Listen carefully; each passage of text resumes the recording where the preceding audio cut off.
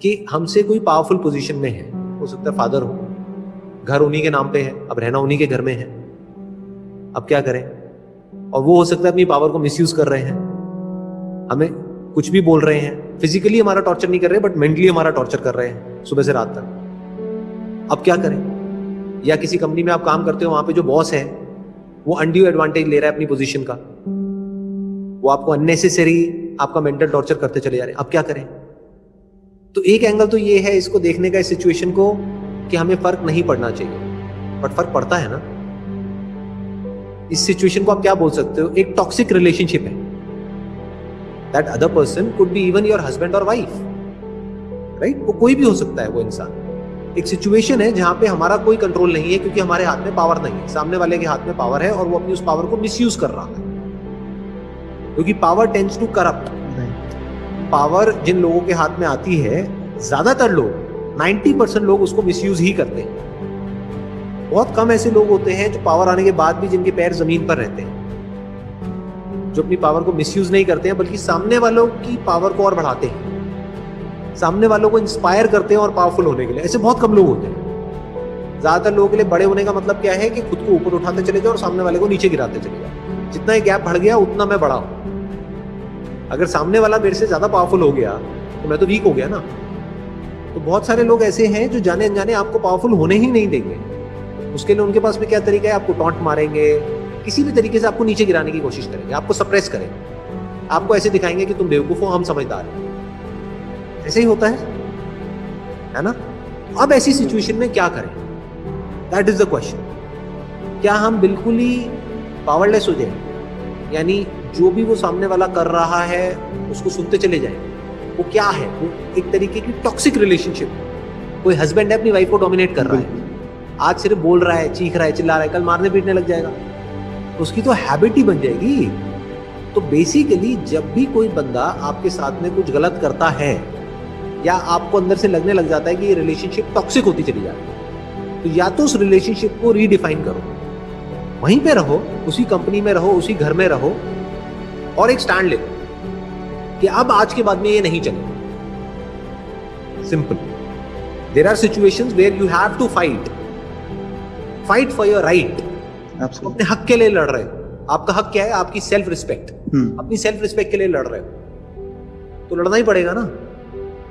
अब लड़ करके दो चीजें होंगी, या तो वो पावर गेम बराबर का होगा, जब हम अंदर से अपनी पूरी पावर के साथ में सामने वाले को बोलते हैं कि आज के बाद में दोबारा से नहीं होना चाहिए, या तो वो होना बंद हो जाता है। फॉर एग्जाम्पल कोई एम्प्लॉई है, वो अपने बॉस को जाकर के उसने बोल दिया कि सर बस अब बहुत हो गया, तो आज के बाद में अभी ये जो आपकी जो वे ऑफ टॉकिंग है इसको अगर आपने चेंज नहीं किया तो मैं भी चुप नहीं रहूंगा, उसके बाद में जो आपको करना हो कर लेना। तो या तो वो बंदा सोचेगा, अगर आप उस कंपनी के लिए काम के होगे तो सोचेगा कि यार मैं अपने वे ऑफ टॉकिंग को ही चेंज कर लेता हूं, क्योंकि इसके जाने में मेरा नुकसान है, इसके रहने में मेरा फायदा है, चलो कोई बात नहीं। बट अगर उसको ये लगता है कि आप चले भी जाओ तो कोई फर्क नहीं पड़ता, तो फिर तो ऐसी कंपनी में आपको वैसे भी नहीं होना चाहिए। समझ गए? बिल्कुल। जिस कंपनी के लिए आपकी कोई इंपॉर्टेंस ही नहीं है, वहां पर आप रहोगे तब तो वहां पर सुबह से रात तक आपका टॉर्चर ही होना है, और क्या होना है। तो उस कंपनी से निकलो, किसी ऐसी कंपनी में जाओ जहां पर आपकी इंपॉर्टेंस हो।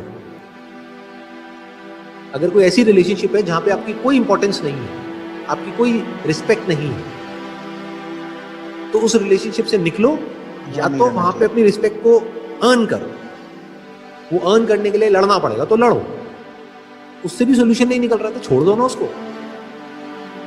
क्यों आपके पास में बैठे रहना है और जलते रहना है और रोते रहना है? ये थोड़ी अलग है। टॉक्सिक रिलेशनशिप का मतलब ऐसा है जहर को पीना। तो रोज रोज जहर को क्यों पीना? एक ही बार पियो ना। तो समझ गए?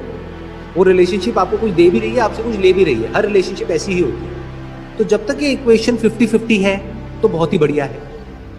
जितना आपको उस रिलेशनशिप से मिल रहा है उतना ही आप दे रहे हो, बहुत बढ़िया है, बहुत अच्छी रिलेशनशिप है। बट कोई ऐसी रिलेशनशिप है जो आपसे ले तो रही है 90%, आपको दे रही है सिर्फ 10%। तो या तो सामने वाले बंदे को बोलो, जैसे बिजनेस में होता है पार्टनरशिप में, कि भाई या तो तू भी उतना ही काम कर जितना मैं कर रहा हूं, अगर 50% ले रहा है तो, या फिर तेरे को आज के बाद में 10% मिलेगा, 90% मेरे को मिलेगा। नहीं करना तो भाड़ में गई है पार्टनरशिप। तो वहां पे स्टैंड लेना होगा। तो अब ये जो इमोशनल ब्रेकडाउन हो जाता है हमारा, मतलब इमोशनली हम पूरी तरह से अंदर से टूट जाते हैं, खत्म हो जाते हैं, उसका क्या सोल्यूशन है? देखो, एक है थियोरेटिकली हम कुछ बोल रहे हैं, थियोरेटिकली हम क्या बोल सकते हैं कि ऐसा करना चाहिए, वैसा करना चाहिए, वैसा करना चाहिए, बट वही कहते हैं ना कि जिस पे बीतती है उसी को पता लगता है। हाँ, यस सर, है ना? हाँ, क्योंकि दिमाग काम करना बंद कर देता है उस टाइम पे बातें समझ नहीं आ रही होती, क्योंकि अंदर तक बंदा पूरी तरह से हिल जाता है, बुरा हाल होता है। बिल्कुल ऐसा है जैसे जिसको हम ब्रेकअप बोलते हैं, वो पता है कैसा है? बिल्कुल ऐसा है जैसे आपका कोई बॉडी का पार्ट है, या मान लो नाखून है, उसको कोई प्लास से पकड़े और पकड़ करके खींच दे, तो फिजिकली कितना दर्द होगा? सोचने में दर्द होगा। सोचने में ही दर्द हो रहा है, तो सोचो अगर एक्चुअल में कोई कर दे तो फिजिकली कितना दर्द होगा? बहुत दर्द होगा।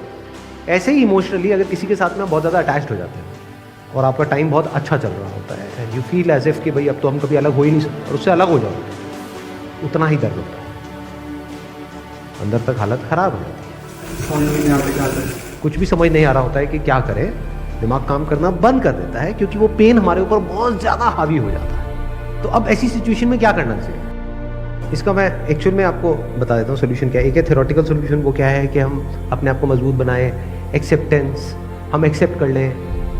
ये सब एक्चुअल में सोल्यूशन नहीं है। एक्चुअल में पता है इसका क्या सोल्यूशन है? जब ऐसा कुछ हो रहा हो, जैसे फॉर एग्जांपल मैं आपको अगर अपना एग्जांपल बताऊं क्या होता है, जैसे फॉर एग्जांपल मेरे दांत में मेरे को कोई ट्रीटमेंट कराना है, तो मैं अपने उसको डेंटिस्ट को बोलता हूं कि जो पेन किलर है वो मत लगाओ, I want to observe the pain. तो मैं अपनी चॉइस से उस पेन को एक्सपीरियंस कर रहा हूं, ये देखने के लिए कि मेरी अपनी कैपेबिलिटी क्या है, कितना दर्द मैं सह सकता हूं। तो don't run away from it.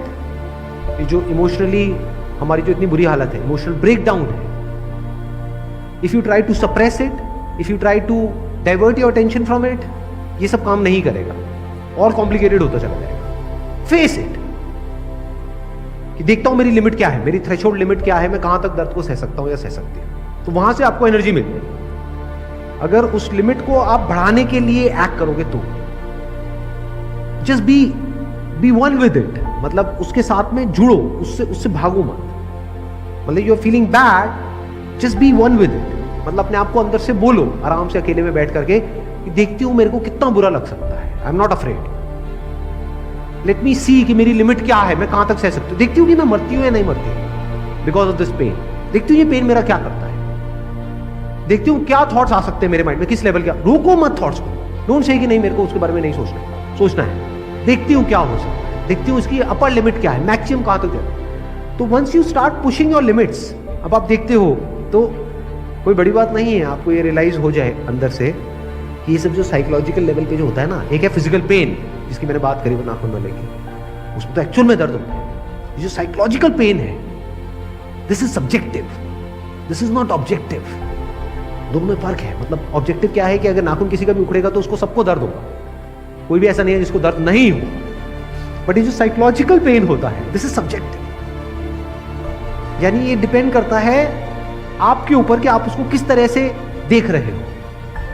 उसी सिचुएशन में, एग्जैक्ट सिचुएशन में बहुत सारे लोग होते हैं जो बड़े आराम से मूव ऑन कर रहे होते हैं, कुछ होते हैं जो बहुत ही बुरी हालत जिनकी हो जाती है, कुछ है जो एक ठीक है मॉडरेशन में करके आगे बढ़ जाते हैं। So that all depends upon your willingness to face it. और जब पूरी तरह से once you are open for that psychological pain, तो धीरे धीरे जो साइकोलॉजिकल पेन है ये आपके ऊपर हावी होना बंद हो जाता है।